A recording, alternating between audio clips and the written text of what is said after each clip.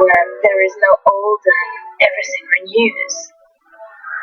We can't give you ideas.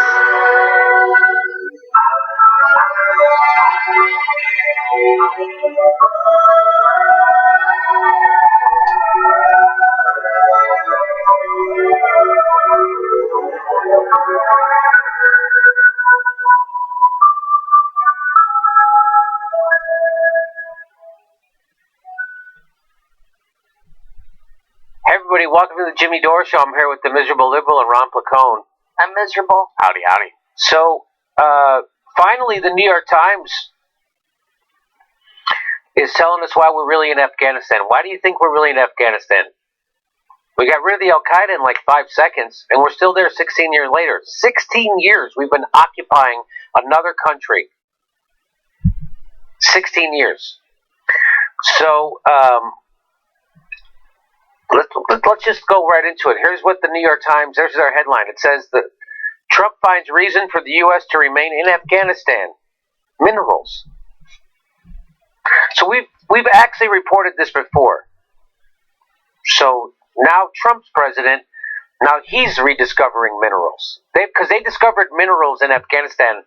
They're the rare earth kind. We talked about it. Some people have said, well, it's all in this article. Let's go into it.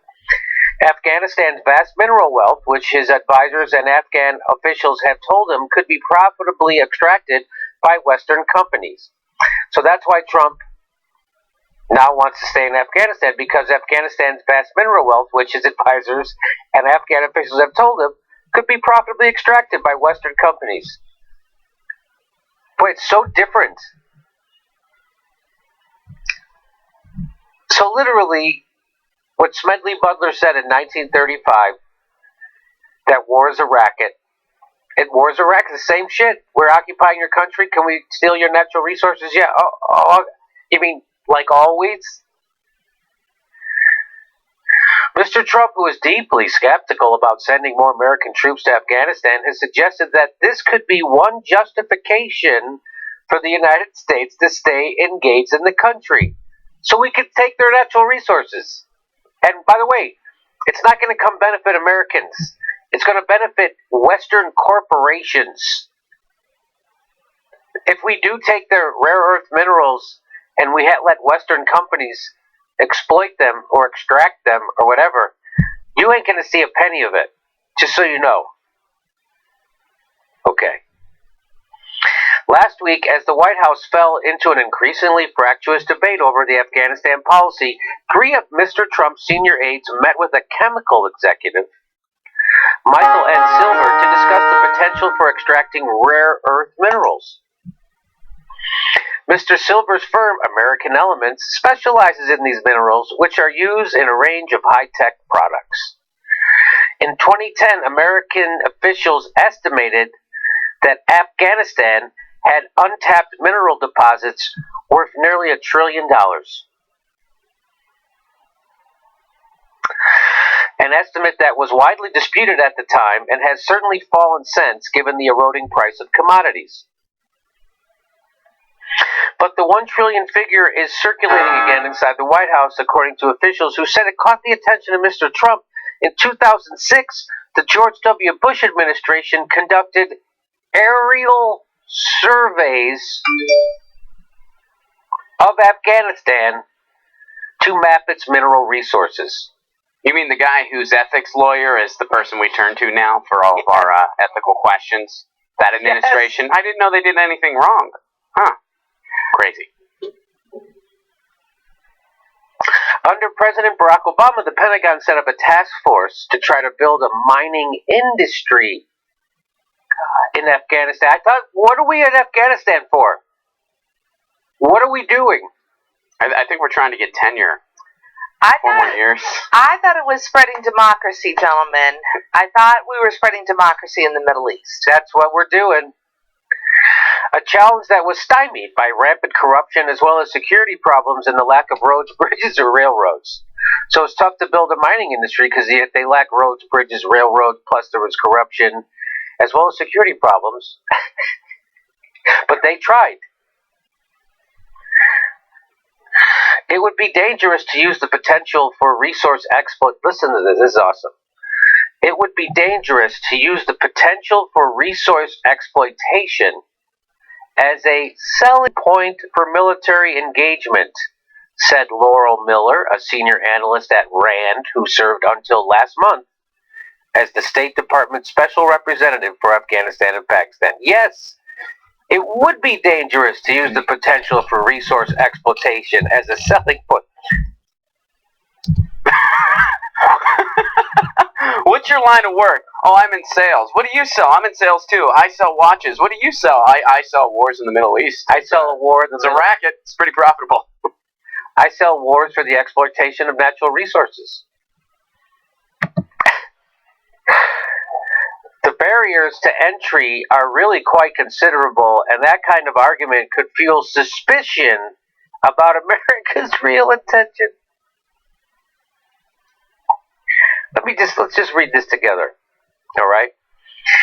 So this woman who's a spokesperson, senior analyst at RAND, who served until last month. So this isn't this person, Laurel Miller, senior analyst for RAND, who until last month was the State Department Special Representative for Afghanistan and Pakistan, said this: it would be dangerous to use the potential for resource exploitation as a selling point for military engagement. The barriers to entry are really quite considerable, and that kind of argument could fuel suspicion about America's real intentions in Afghanistan. Because none of those have happened yet. No one's been suspicious. Up until now. 16 years we're starting to wonder. Yeah, you don't want to do that. You don't want to tell people. What she's really saying is you don't want to tell people the real reason why we're there, because it would fuel suspicion about the real reason why we're there. Right? Yeah, pretty much. Why are we there? What is even the reason they give anymore? We're trying to get the government that we're propping up in Afghanistan to be strong enough to defeat the people who live in Afghanistan, meaning the Taliban. So we have to get them propped up and make them strong enough so that they can defeat the Taliban, which they can't defeat now without our help. So we're trying to tell another country how to run its country. That's what we're doing. Mm-hmm. Well, we're spreading democracy to them. We've mastered it here, and now we're sharing it. We've mastered it. 40% of the elections in this century went to the person who lost for president. 40%. 40% of the elections in this century went to the person who lost the vote. In the United States, we're going to spread that around. We want to spread that around. So the reason they give now for why we're still there is that we have to shore up the Afghan government's military so they can defend themselves against the Taliban. And apparently 16 years is not enough. No. We got to go for a nice round 20. Yeah, so they're going to be training that Afghan army until they're all old enough to retire. Right? So you spend 20 years, you can retire, right? The military, if you can spend 20 years, 16, 4 more years, they can all retire.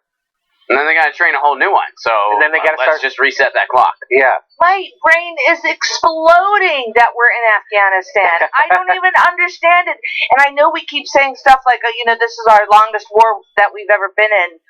This is super long. This is 16 years and counting. Wasn't it Russia that they were there for like 9 years? The war can legally get a license now. The war can drive, and pretty soon the war will be able to drink. Mm-hmm. Yeah, they'll be able to vote in 2 years. Yeah, 4 more years they'll be able to retire. It's unbelievable stuff. There's more to this article. It says officials said he viewed mining, meaning Trump, as a win-win that could boost the country's economy, generate jobs for Americans, and give the United States a valuable new beachhead in the market for rare earth minerals, which has been all but monopolized by China. So that's how you could use war, endless war. You could use it to steal resources. Officials said Mr. Trump was determined not to spend American lives and treasure in Afghanistan, only to watch China lock up its rare earth deposits. What the fuck? It's either China or Russia. They're rare earth deposits, which are used to make products from the wind turbines from wind turbines to computer chips. We're not a big fan of those wind turbines, though. That's not real. Yeah. We didn't just have thousands of soldiers die here so you guys could keep your minerals.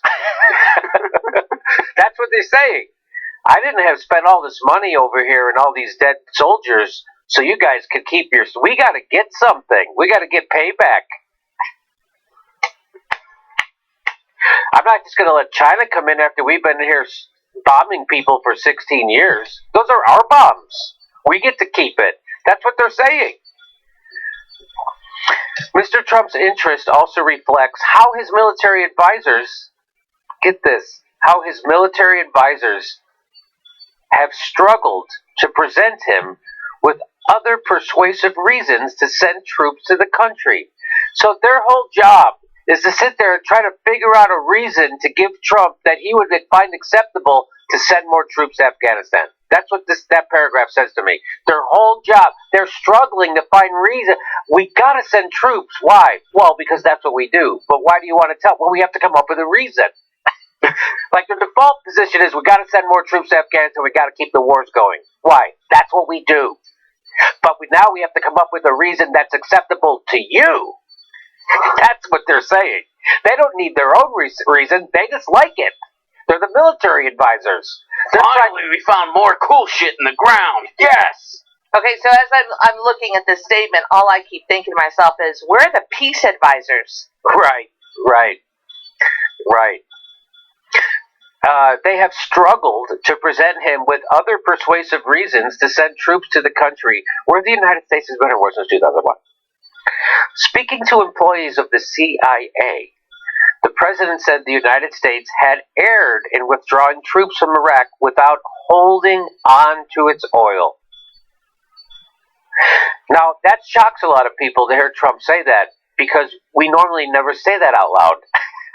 So the United States might have lost the war in Iraq, but BP, Shell, and Exxon did reap the oil, so I don't even know what Trump's thinking. We did get the oil. BP, Shell, and Exxon have the oil.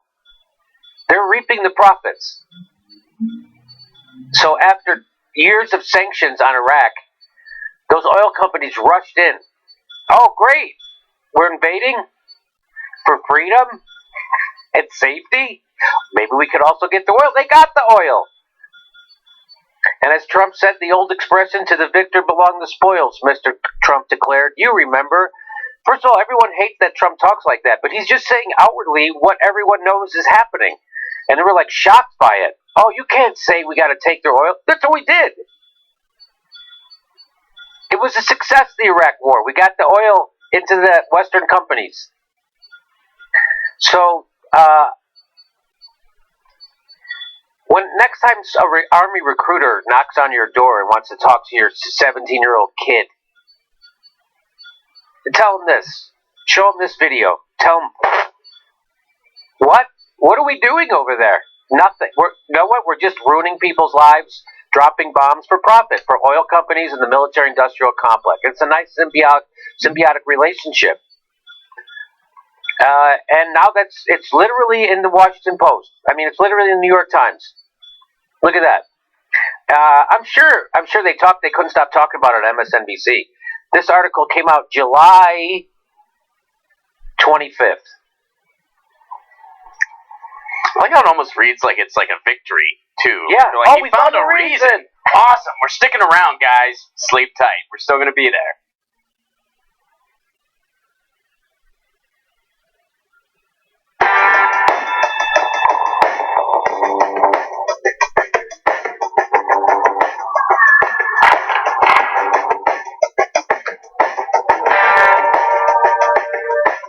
You all good?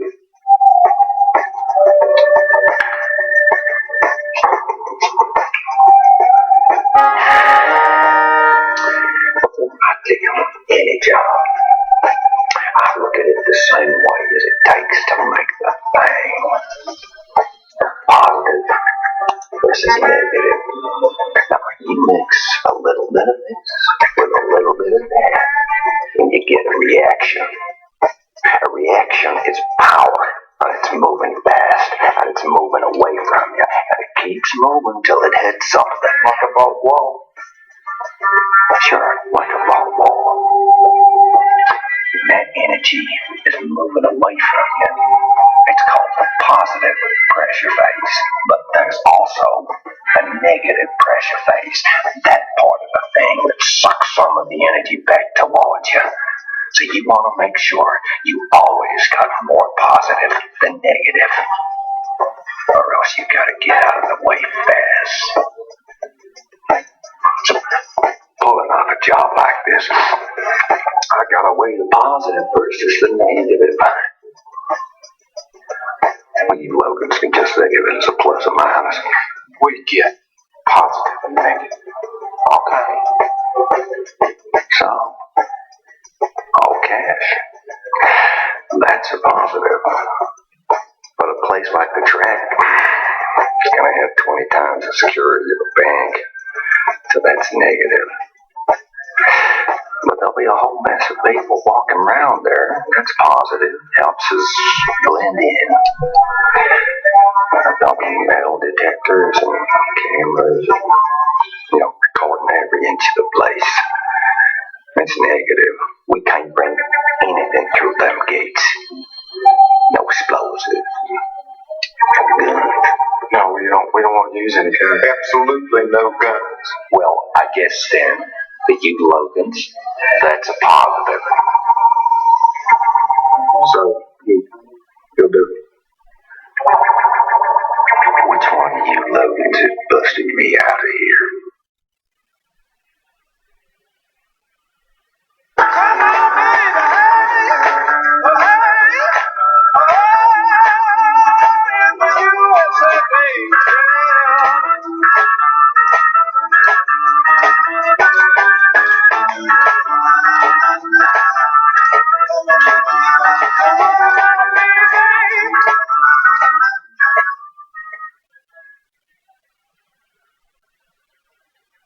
Around, guys. Sleep tight. We're still going to be there.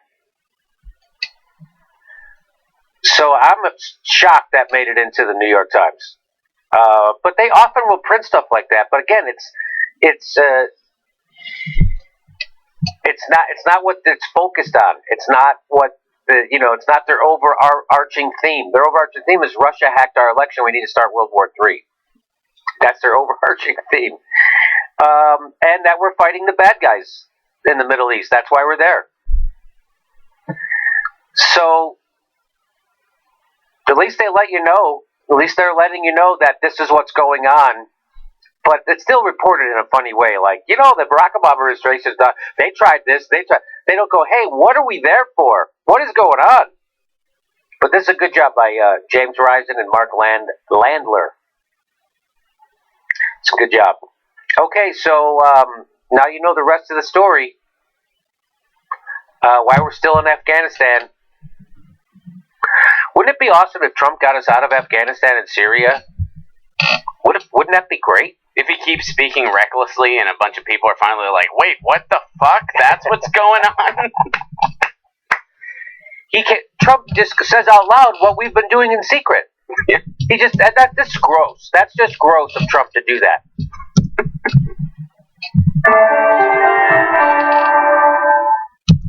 Hey, everybody, the next live Jimmy Dore show is August 16th. That's a Wednesday. New time, 9 p.m. 9 p.m. show. 9 p.m. show, August 16th in Burbank, California. Get your tickets right there or at jimmydorecomedy.com.